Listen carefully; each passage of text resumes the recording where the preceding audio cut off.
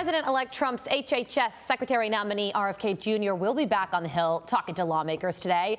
Trump's pick to lead the Small Business Administration, Kelly Loeffler, will also be meeting with lawmakers. Karoline Leavitt is the incoming White House press secretary, and she joins us now. Karoline, great to see you as always. How confident is the president-elect that he is going to get a clean sweep of all his nominees through the Senate?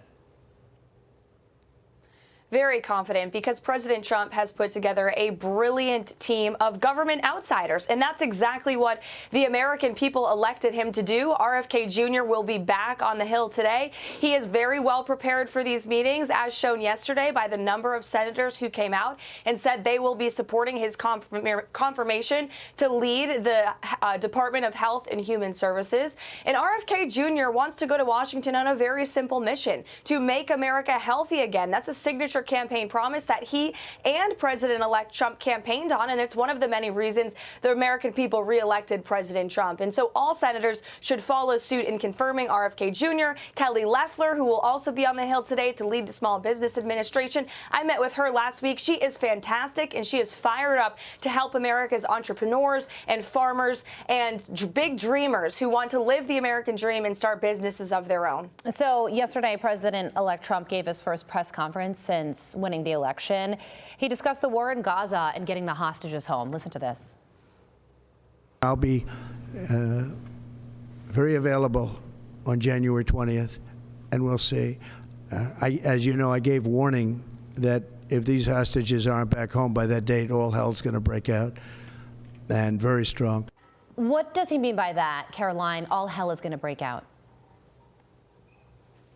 Well, I won't get ahead of the president when it comes to potential actions that he may or may not take when he is the commander-in-chief. But our enemy, Iran, should take him very seriously. President Trump proved in his first term that he will not mess around when it comes to American lives. And we know there are still American hostages who are being held against their own will in Gaza right now. And so President Trump and his incoming National Security Advisor, Mike Waltz, are working hand in hand with the outgoing administration, National Security Advisor Jake Sullivan, and President Biden's team to get these hostages home. And I'm confident President Trump will deliver on that promise. But again, to Iran, they should take Donald Trump very seriously. Look at what he did in his first term. He had his foot on the neck of the Iranian regime with tough sanctions. He took action militarily in the Middle East when it was necessary, again, to put America first and to strengthen our alliance with Israel. And he will do that again in his second term. Okay, so yesterday during the news conference, the president-elect was also asked about China's president and the invitation to the inauguration.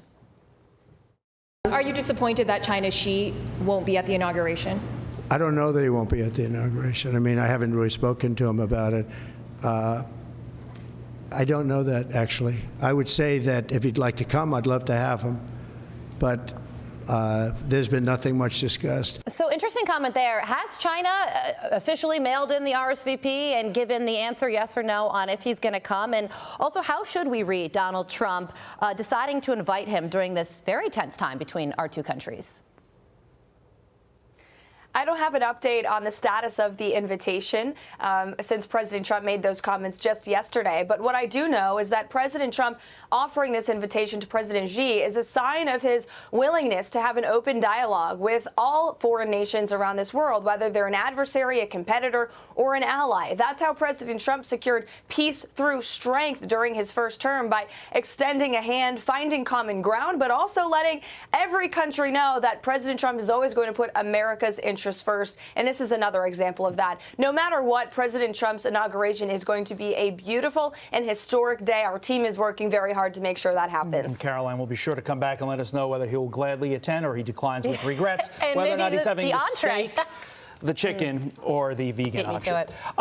Possible day one executive actions President Trump is considering. Look, Karoline, you know as well as I do, when you talk to the Trump voter, they are so excited to see what President Trump signs on day one. It's like Christmas Day all over again, about 25 days later. So what executive orders should we be watching for? About 45 seconds to you.